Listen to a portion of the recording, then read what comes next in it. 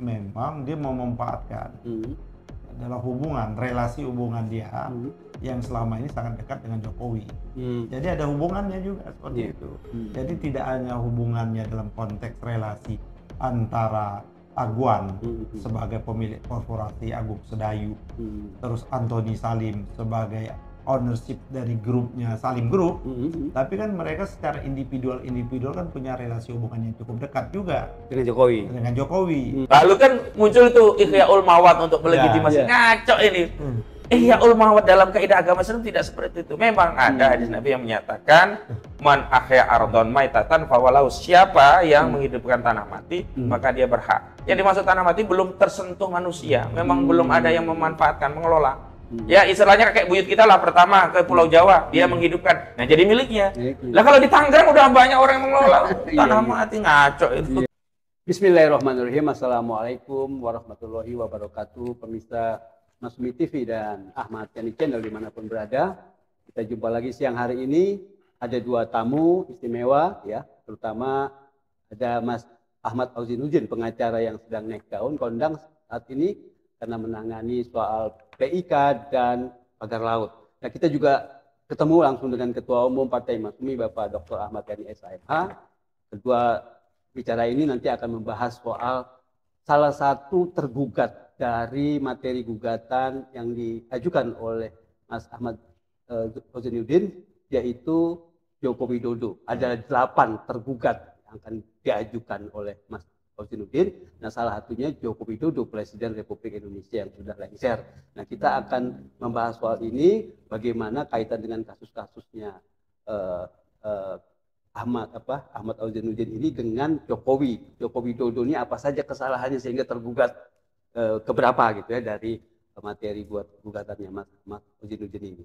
Assalamualaikum Mas Ahmad Auzinuddin. Waalaikumsalam warahmatullahi wabarakatuh. Ya, Pak Ketum. Waalaikumsalam. Ya, kita jumpa lagi, kita akan bahas ini soal materi gugatannya Mas Ahmad Auzinuddin ini. Ada 8 tergugat, salah satunya Joko Widodo. Ini rame gitu. Sudah mundur, sudah lengser, tapi masih cawe-cawenya ini yang buat jadi masalah gitu. Apa sih sebetulnya yang sebenarnya sebelum ke dia? Beliau ini spesialisasi menggugat Jokowi. Oh gitu ya. Ya, ijazah palsu, betul, ijazah palsu. Mulai dari ijazah palsu dan lain sebagainya, termasuk tim ya Adindaya yang membela yang di Sulu ya, Bambang dengan Gus Nur. Jadi tahu betul. Mainnya yang orang mungkin belum banyak tahu kaitan dengan Joko Widodo yang digugat ini, ikut tergugat. Kalau dunia persilatan seteru abadi kayaknya. Seteru abadi itu. Dimanapun pasti ketemu lagi, perang lagi. Gimana itu ceritanya? Ya, jadi begini, sebelumnya kan orang selalu menggugat atas dasar kewenangan kelembagaan atau status dia sebagai pejabat publik. Betul. Lalu kami berpikir kalau begitu enak sekali orang yang sudah purna tugas, padahal kesalahan itu ada pada dirinya sebagai pribadi yang ada pada jabatan itu, bisa lari dari tanggung jawab. Sementara pejabat baru seolah-olah jadi tukang cuci piring dari kesalahan pejabat sebelumnya. Itu yang kemudian membuat kami mengambil inisiatif menggugat secara pribadi beberapa pihak. Salah satunya Saudara Joko Widodo dan Airlangga Hartarto. Jadi Joko Widodo kami gugat terkait PSN PIK 2, baik yang status PSN maupun di luar wilayah PSN, termasuk Airlangga Hartarto. Itu karena kesalahan pribadi dia yang melakukan perbuatan melawan hukum saat menetapkan PIK itu sebagai statusnya PSN begitu. Dan sempat salah juga Airlangga Hartarto, Bang. Jadi waktu panggilan ketiga baru datang dia, yang datang itu justru dari Kementerian Koordinator Bidang Ekonomi. Oh, Menko. Ya kita tolak lah, orang kita gugat secara pribadi, hakim pun menolak. Akhirnya ditunda, datang lagi, baru kemarin lengkap datang atas nama pribadi karena dia digugat pribadi. Apa sih yang kemudian menjadi soalan ya?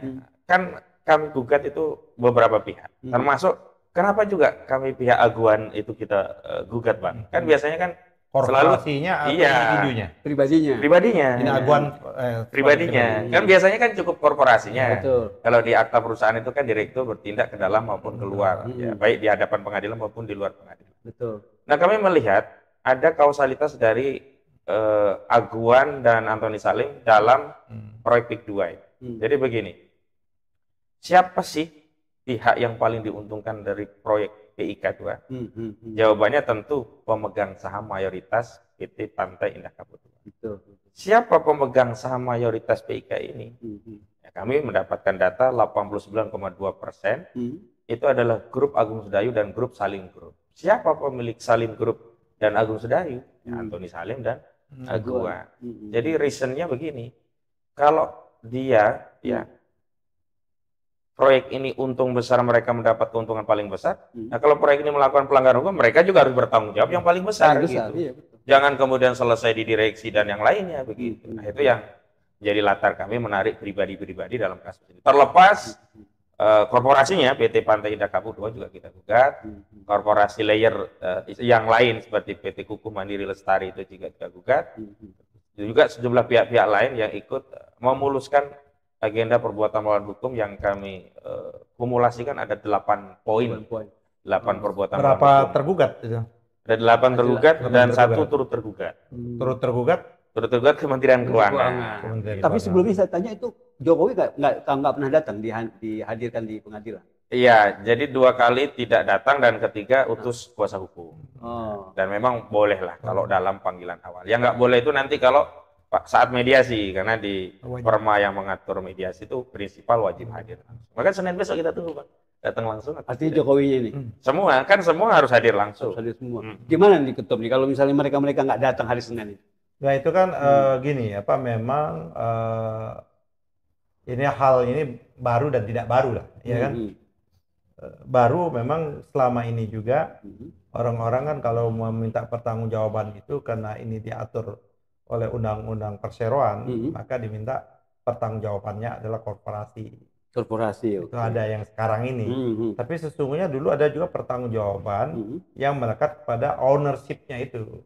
Perorangan. Ya, yang perorangannya kan ownership-nya ini kan sesungguhnya yang selalu tidak terbaca. Selalu yang di belakang layar itu adalah Antoni Salim. Selalu. Itu kan yang selalu muncul itu adalah Aguan. Padahal kalau saya meyakini share saham terbesar itu tetap Antoni Salim begitu tuh. Nah makanya apa yang ditulis oleh teman kita Kisman Adinda, berhentilah membuat gaduh Aguan dan Antoni Salim seperti itu.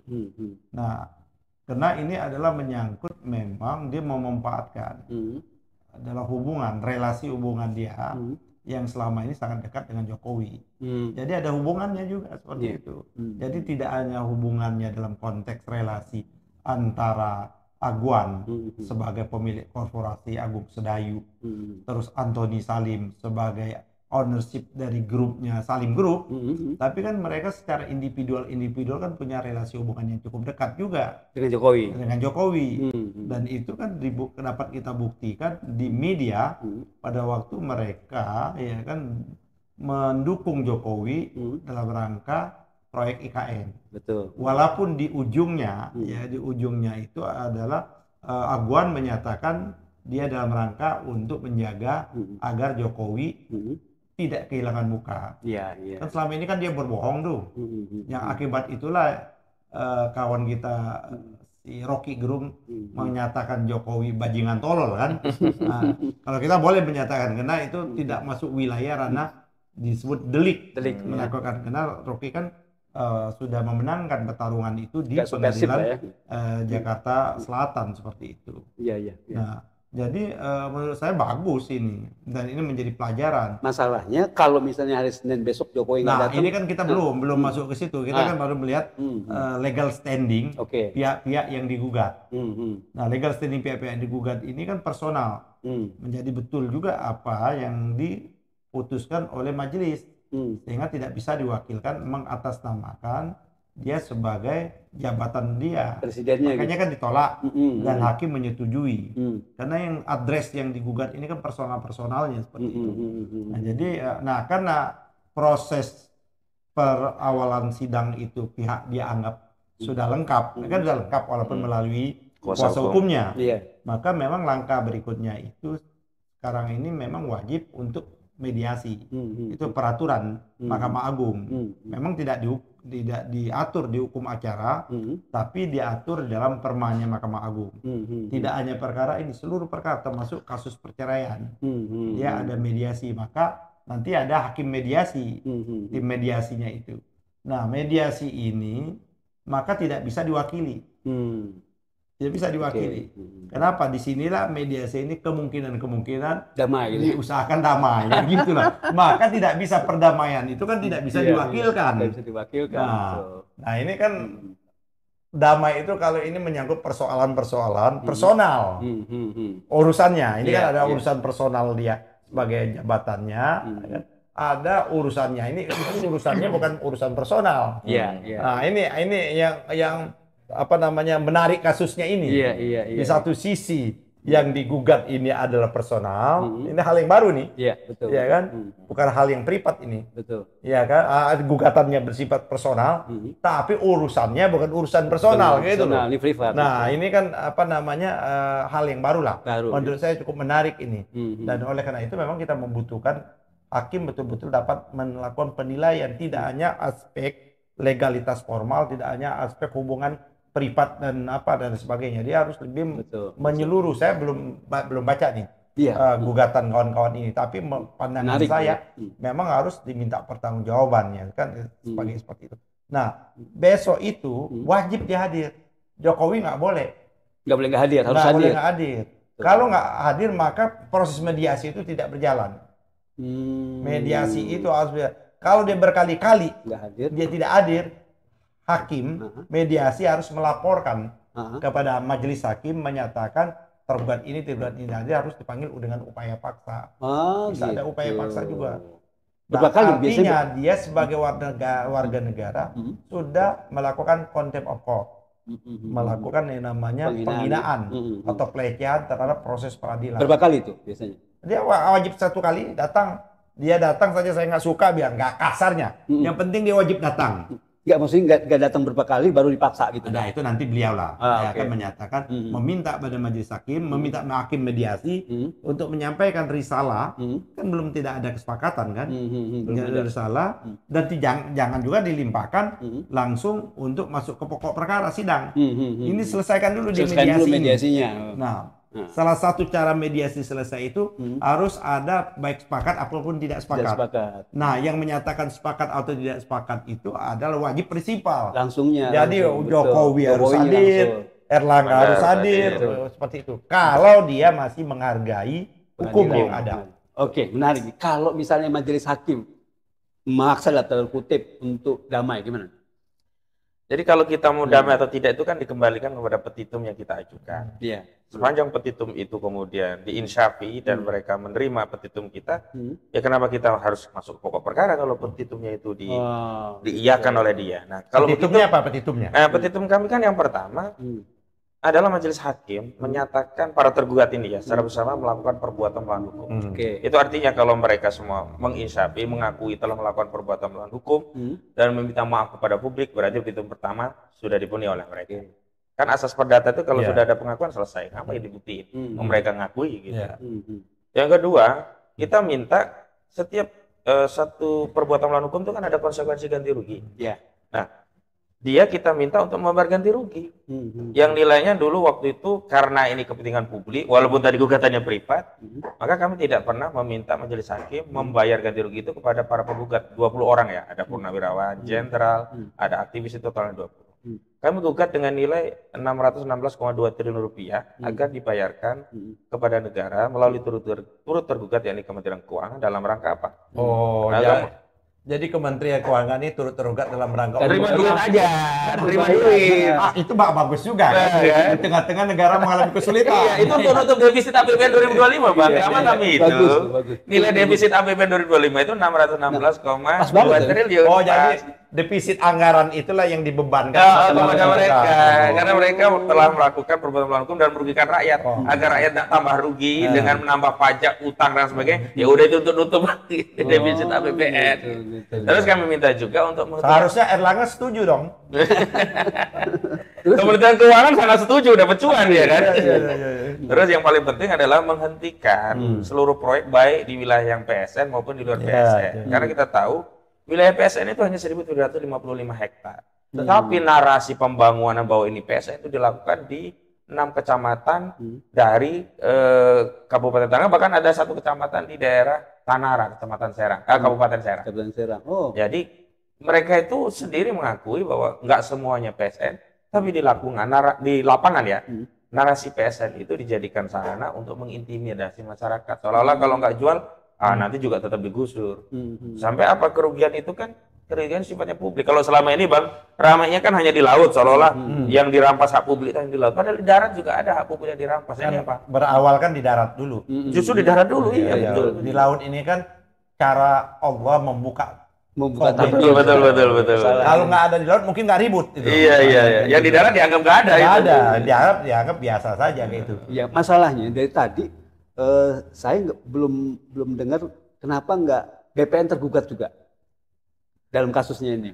Kita kan tidak masuk pada gugatan untuk membatalkan keputusan ya. Kita tidak masuk ke seeking ya. Makanya kemarin ada yang berdiskusi kalau gitu kita minta batalkan status PSN enggak, karena kita kan pengadilan negeri. Kalau kita masuk ke pembatalan proyeknya, maka akan dieksepsi. Oh, ini kewenangannya bukan pengadilan negeri, kewenangannya pengadilan tata usaha negara.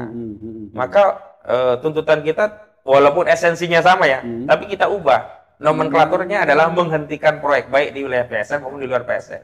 Kalau menghentikan kewenangan pengadilan boleh memutuskan. Boleh. Tapi kalau membatalkan, nggak kewenangan pengadilan negeri. Nanti habis kami dieksepsi di awal, selesai. Pengadilan tidak memiliki kewenangan karena tuntutan itu merupakan kompetensi absolut milik pengadilan tata usaha negara. Nah, kami menghindari itu.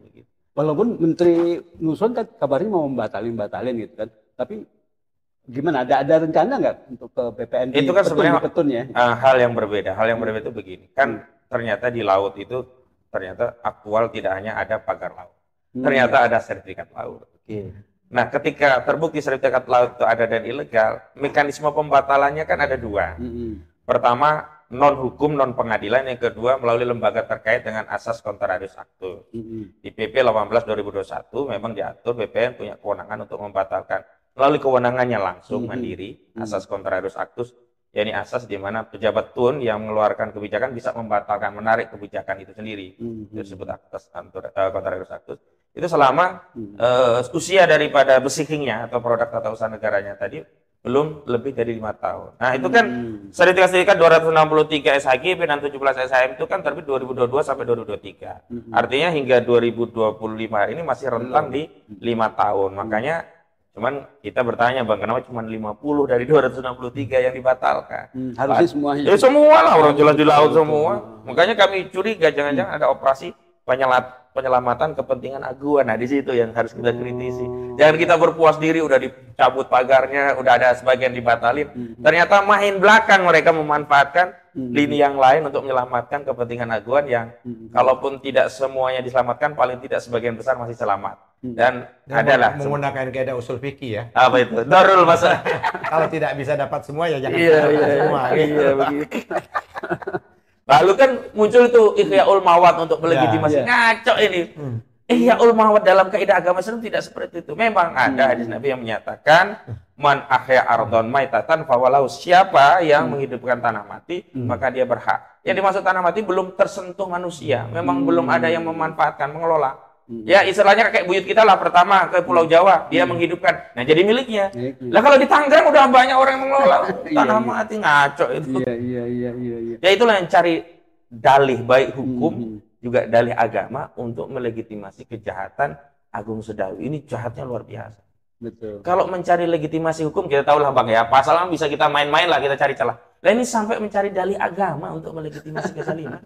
Kurang jahat apa coba ini orang? Itu di mana disampaikan? Nah itu kan Said Akil Sirot dalam sebuah acara mendukung PIK, kemudian dia membahas tentang Ihyaul Ma'wad dalam konteks menghidupkan atau memanfaatkan tanah terlantar. Di mana di Tangerang ada tanah terlantar coba?